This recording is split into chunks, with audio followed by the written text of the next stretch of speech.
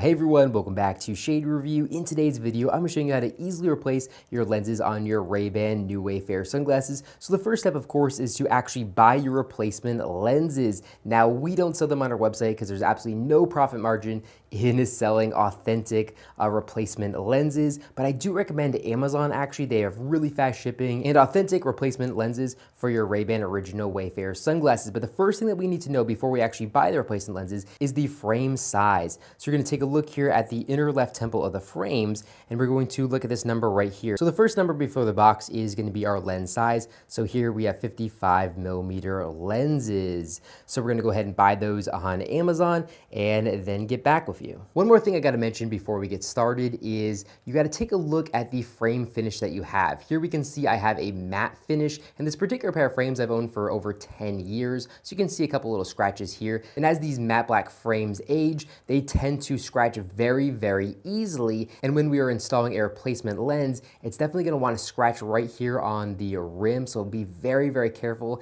And honestly, I probably would not recommend doing a lens replacement on a pair of new Wayfarer sunglasses with a matte finish like this, just because they're so prone to scratching. But of course, because I like a challenge, I'm actually using a matte black frame, as you can see in today's video. So the first step we need to do is we need to apply heat to this pair of sunglasses. So we can do that a couple different ways. We can put them in warm water, of course, but we can also use a frame warmer. This one is just a really cheap one on Amazon. I think you can get for around like $25. Now, if you don't want to spend $25 on a frame warmer because you only have one pair of sunglasses, you're not really into the eyewear game, I definitely understand that. You can also borrow your wife's or maybe your own hair dryer and apply heat to the frame that way. In today's video, I'm going to demonstrate the hair dryer method because I feel like most people have access to a hair dryer, but maybe not a frame warmer. Personally, when I adjust frames, I actually use about like a $600 professional frame warmer that I can precisely change the temperature and also the airspeed as well. A tool like that is absolutely crucial for an optician, but if you're just doing one off at a time, you can definitely get away with using a hair dryer like this.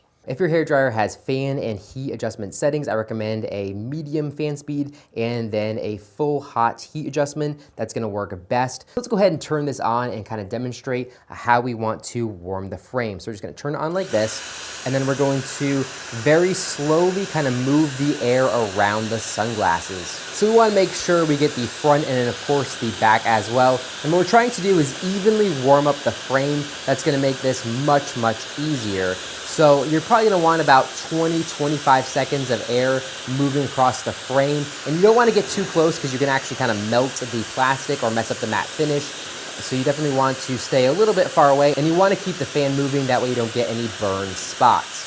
All right, now that our frames are nice and warm, make sure to put on some gloves because these are all glass lenses, so they're going to get much warmer than the actual frame itself.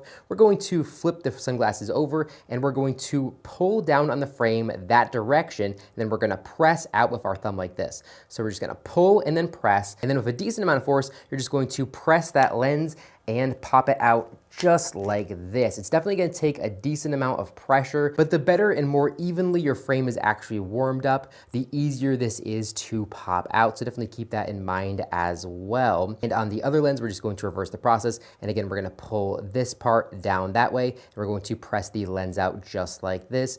For demonstration purposes, I'm only going to do the one lens here. All right, so now it's time to install our new replacement lenses. So we're gonna heat up the frame again for around 25 seconds, just like we did to remove the lens. This time you actually don't have to wear any gloves because only the frame's gonna be warm. The lens is not going to be warm. Off camera, I'm gonna apply about 25 seconds of heat to this frame and get back with you. All right, so with our frame nice and warm here, we're gonna take our replacement lens and we're gonna feed it into the top corner just like this. And then we're going to kind of work on sliding the rest of the lens in there. So right now I got two corners of the lens in, but the top here is just not wanting to move at all. So what I'm gonna do is I'm gonna add a little bit more heat to this area of the frame before continuing. All right, so I actually warmed up the frame with the lens halfway in it, so I put back on gloves. And what we're gonna do is we're going to pull the bridge that direction and then kind of push the lens in. So we're just gonna do that with one kind of motion here and do it at the same time, and the lens is going to pop back in just like that. You're gonna give another press. Make sure the lens is fully seated